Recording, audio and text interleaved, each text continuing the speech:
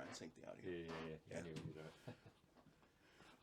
All right, so I am on, what's the name of the vessel? Tech Rescue. Tech Rescue. Yeah. That's the name of the vessel? Yes. Don't worry, it's okay.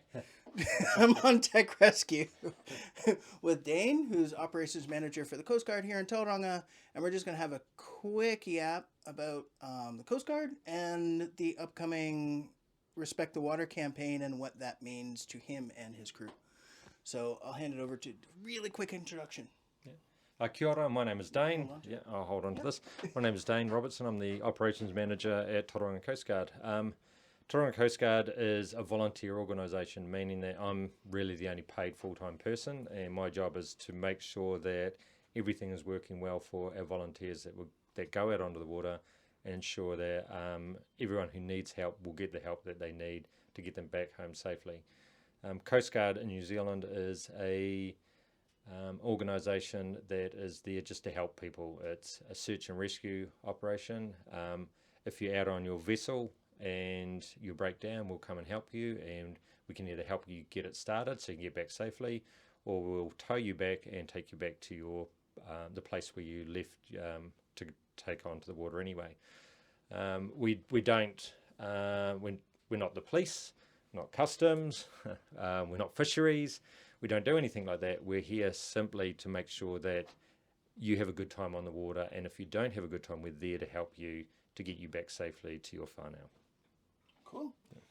And just say that's an important point, because a lot of us who come from different places, the Coast Guard is different all around the world. So some places it's an enforcement group, other places. So the name's used all over the place. But here it really is, if I gather correctly, a community support type organization and helping to keep you safe on the water, which is really, really important. Absolutely. So I'm going to ask you really quickly, because this is meant to try and get the voices out to different communities that might not normally hear these kind of messages. So one of the real focus points that we want to get to everybody is about respecting the water. That hashtag respect the water. What does that mean to you? What it means to me and to us as Coast Guard is expect to have a great day on the water, but prepare for the worst. And preparing means taking life jackets, making sure that you wear them when you're on the water at all times, and that they fit correctly.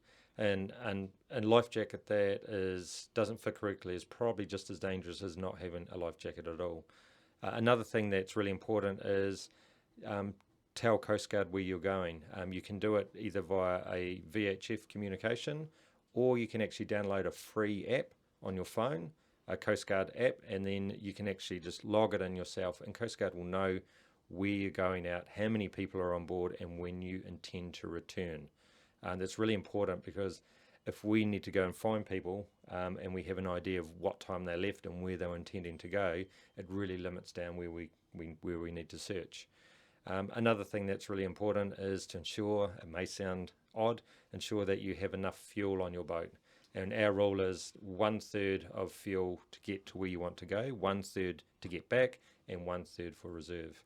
And one of the other final things, two things. Next thing is check the weather before you go. There's a number of places that you can look on the internet, but you can also ring us and ask us, and we can tell you what the weather forecast is going to be.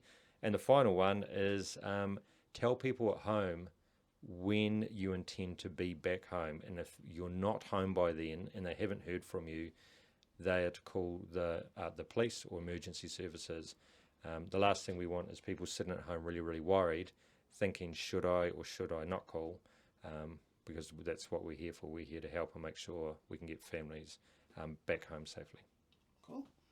And that kind of leads into the other thing of being safer together on the water, and that we're stronger together.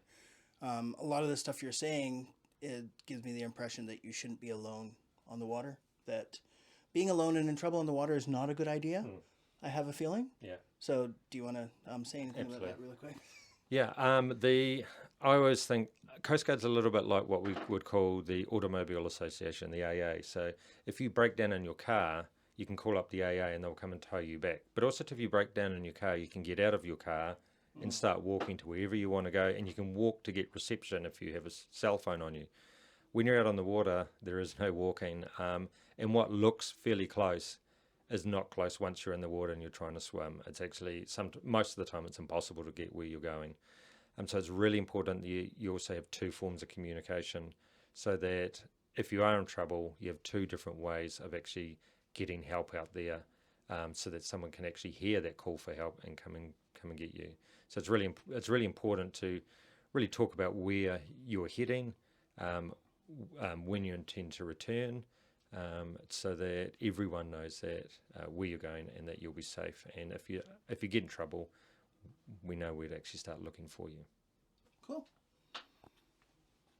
And final thing is, in that realm of safer together, and the whole idea of community and supporting each other.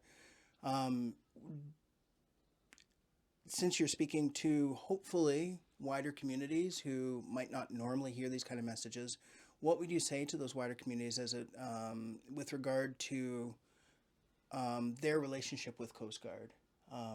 What opportunities are there? What things can they get engaged with, whether it be in a small way or a big way?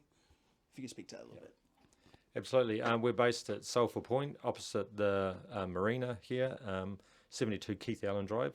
So one of the smallest, easiest ways to get involved is actually come down to a unit. Our unit's open from about 7 o'clock in the morning to 6 o'clock at night every day.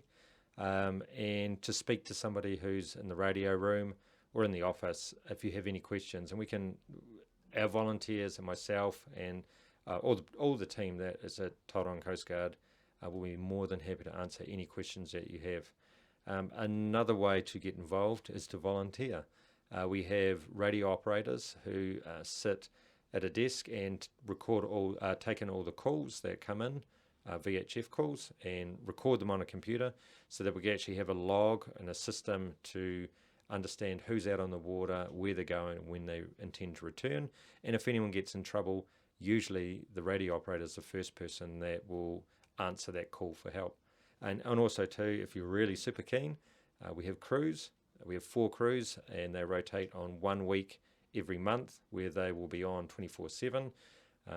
Most of the time it's a convenient time to go and help somebody, but sometimes it's 2 o'clock in the morning on a Tuesday morning, or it might be when you're sitting down for dinner on a Sunday night, or at a barbecue on a Friday afternoon, and you have to leave that place and then come down here, jump on the boat with the other crew, and you go out in the water and you go help people. Really rewarding. You learn a heck of a lot, and you make really good friends as well. Cool. And that's pretty much it, I think. Mm-hmm. Thanks so much for the time. Yeah, thank you. We'll do a quick run around of the boat and take a couple shots, and then that's it. Brilliant. Thanks, Kurt. Cut. Easy. Easy.